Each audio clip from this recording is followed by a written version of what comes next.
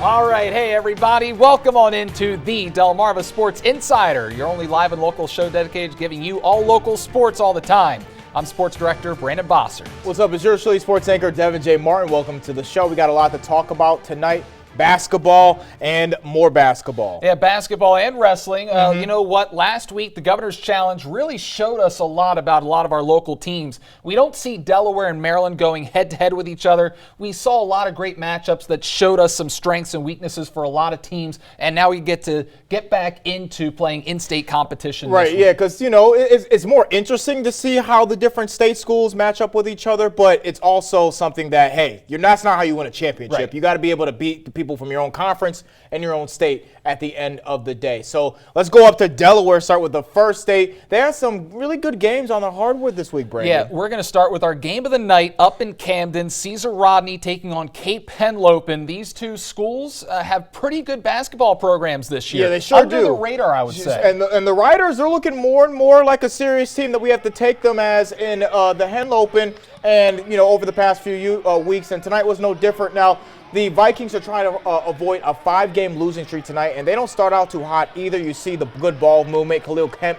knocks down the corner three, and then Cape trying to get something going, but they get their pockets picked. That's Alex Doughty giving it ahead to Adam Bailey, who kisses it off the glass right there. But here comes those Vikings. Jacob Schell hits a little turnaround jumper, all silk nasty shot, and he knows it. Jacob Schell, he is an underrated player for Cape Henlopen. CR rushing down the court, looking for something. Adam Bailey in the corner, and he buries that one. And he had a ball game himself.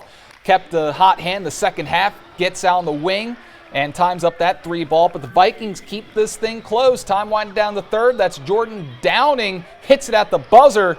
But the Riders knocking down buckets in clutch time to ice this game as Caesar Rodney goes on to win a nail-biter 60-55. Caesar Rodney has been in all of their games so far this year. They had a tough loss to Apo, a tough loss to Dover, who we think is the best team in the Henlopen Conference this year. Caesar Rodney has been an impressive team this year. Yeah, they're 6-3, so that's definitely a team you got to watch out for. One of the better records in the entire state of Delaware, not just the Henlopen as well. As you mentioned, you know, they've had some good wins too over Milford. They beat Cape, they beat MOT Charter High School, and Oxford out of Pennsylvania as well. So as they continue to play other schools in the Henlopen, you're going to be able to kind of see and get a better judge for what the Riders are really made of this year. Yeah, we will see what happens with the Riders. Now, we had some other matchups in the Henlopen this week. Let's talk about some other of our schools out in Delaware.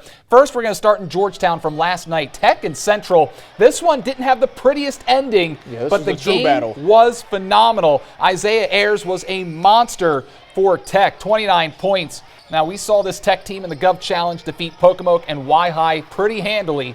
They've got some really good athletes on this team. That floater from Jace Peden there. Now, this was an interesting moment in the game. Junior guard Kyle Thompson pulling up for 3. The celebration, what are you doing? That's his second Tech of the game. He has to know better. And he is out of there. Yeah, he's a very, how do I want to say, a dynamic player for Sussex Tech. I've seen him at a couple of the games. Definitely a high-impact player. So just don't do that again. He's got to know, especially he already had his first Tech of the day. You don't want to get another one. You got to be on your P's and Q's at that point. Student section with a bit of mockery as he exits the game. Central goes on a run. Tech led for most of the night, but David Maker, nice bucket right there. Central ends up tying this game. And that would be how it would end with 3.5 minutes to go, tied at 52. Yeah, this game was suspended due to fighting in the stands. The score was 52-52.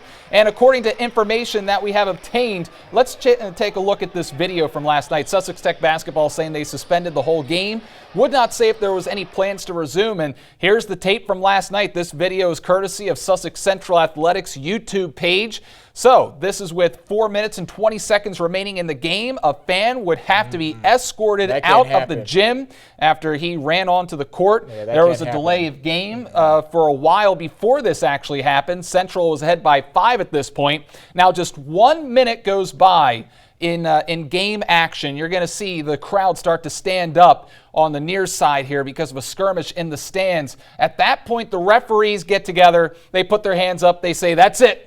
We're calling it. That's the game. 3:18 left in this one, tied at 52-52.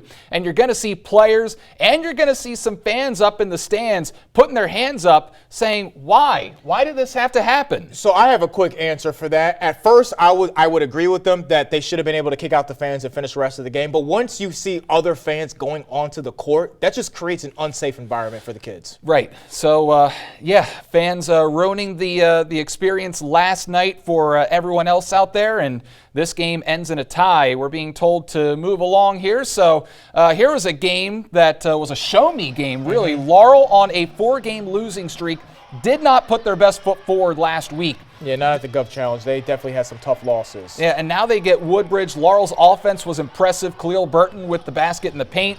Keyshawn Copes with a big man bucket there, count it, plus the foul. Yeah, he's clapping himself up. Yeah, hopefully they can use their losses during the Governor's Challenge as the way to kind of springboard them back up the winning side of things. Woodbridge, though, the Blue Raiders looking for an answer. They get a 3 from the corner. That's Emmanuel Miles Martin.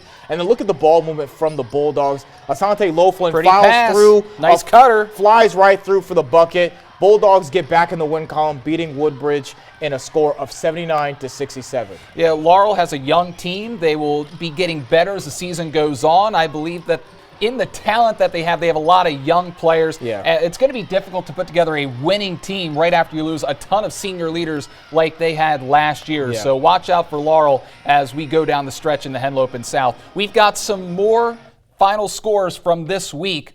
Seaford over Indian River by 30 points, and Seaford Huge is win for the Blue Jays. 7-0 with some really good talent on that team after losing the Matthews brothers. Yeah, and this is crazy. It's 7-0. They've showed a lot. I think also it's kind of helping with the schedule that they're in. I don't think the Henlopen South is the toughest division this year, but 7-0 is nothing to sneeze at all, destroying Indian River by 30. Amari Nichols was impressive. 25 points, 12 boards. Cashmere-wise, I mean, he's seen it all. He does. Yeah, he's seen it all, and now he's a senior leader. 16 boards, 9 rebounds, 7 assists, 4 steals. So those 9 boards, 7 assists, and 4 steals, those weren't things that he was doing the past few years. He was just a shooter. Now he can do it all for the Blue Jays because that's what they need from him. Smyrna is another good team, obviously, in the Henlopen North. 66-42 over Milford.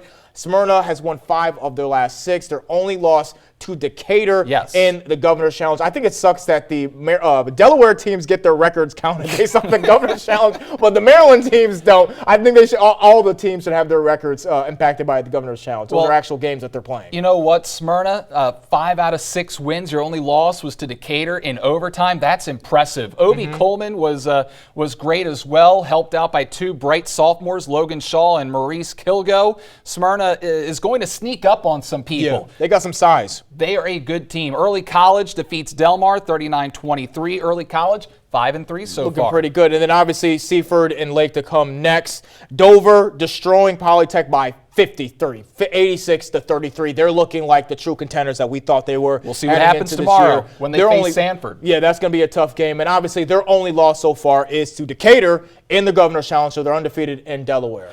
All right, now let's move on to the Bayside, Parkside, and Snow Hill. The Rams have been a team to watch out for. They have had some tough losses against really good teams so far this year. 3-ball by Peyton Cropper there. Parkside trailing, but not by much. They kept things close for most of the night, down just 3 late in the second half.